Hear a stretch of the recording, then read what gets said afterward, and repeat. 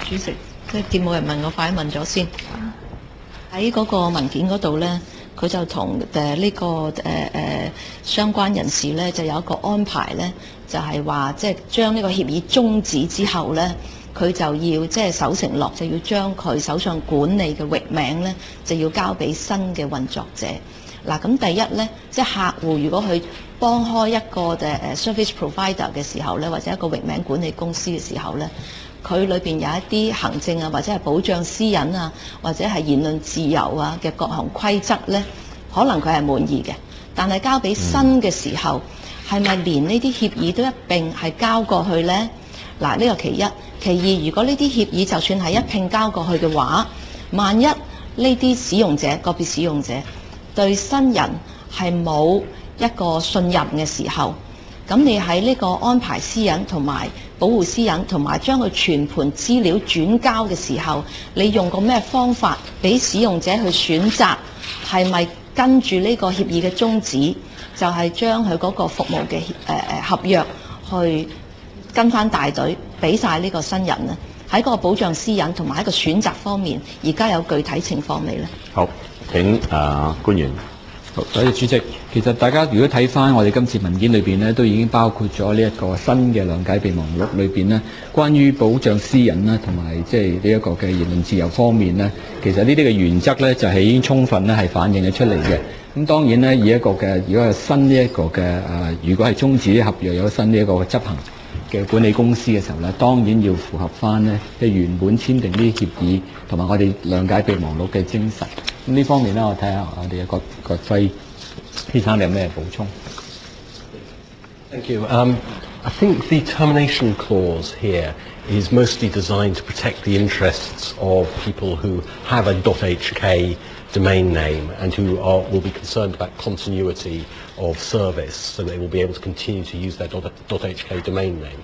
Now, obviously, any termination arrangements would have to comply with laws such as the Personal Data Privacy Ordinance to make sure that that the personal data wasn't handed over from the HKIRC to a successor organisation in a way that was in breach of that ordinance. But we can certainly take a look at the MOU and see if it's put in it some provision to provide that consent explicitly that consent should be required. 我相信副局長咧係誤解咗我嗰個問題。我唔係講一個 service provider 同埋第二個提供服務者之間嘅協議。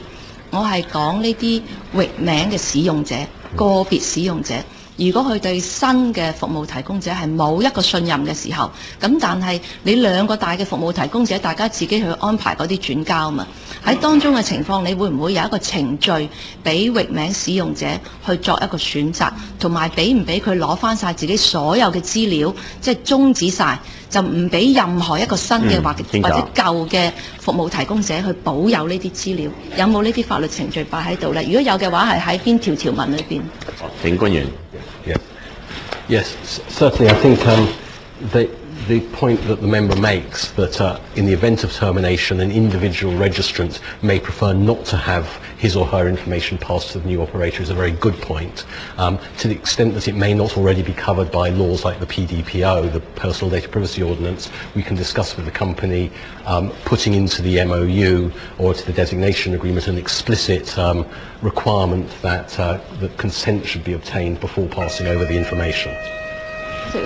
呢個就正正係即係當局做好多呢啲嘢嘅時候咧，就唔係以用家為本咯。你淨係去安排兩個服務提供者之間嗰個轉交，但係完全冇諗過個別用家其實佢係可以對新嗰服務提供者完全冇信心㗎。當佢想終止嘅時候，佢想攞翻晒所有資料嘅時候，佢嗰個法律權利喺邊度呢？而服務提供者嗰個法律責任又喺邊度去確保呢啲資料係能夠俾翻晒嗰個域名使用者？官員有冇進一步嘅回應？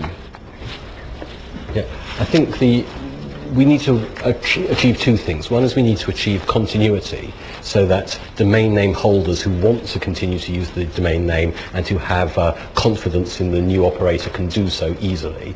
The second thing we need to be able to do is say that if these circumstances arose in which a domain name holder wasn't confident and didn't want the information handed over and wanted it to be deleted by the existing company, then they should have the option to do that. I think that's a perfectly fair thing to require. I believe it's actually probably already required by the existing laws on data privacy, but in order to give further confidence, we'll discuss with the company inserting something explicitly into the agreement to provide for exactly what the member has suggested.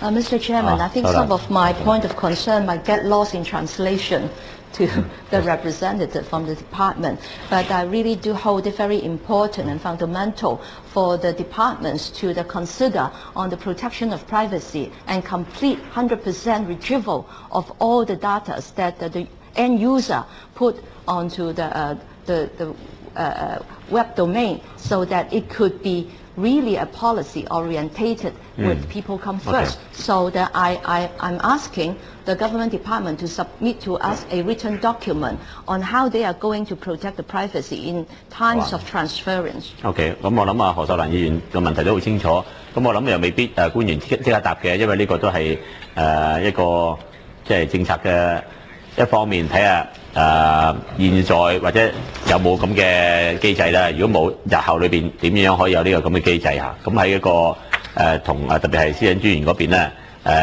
即係 make sure 咧就係可以係滿足到即係現在私隱專員條例下邊嘅要求嚇。咁如果有關當局有呢個資料，可唔可以有一個 written 嚇？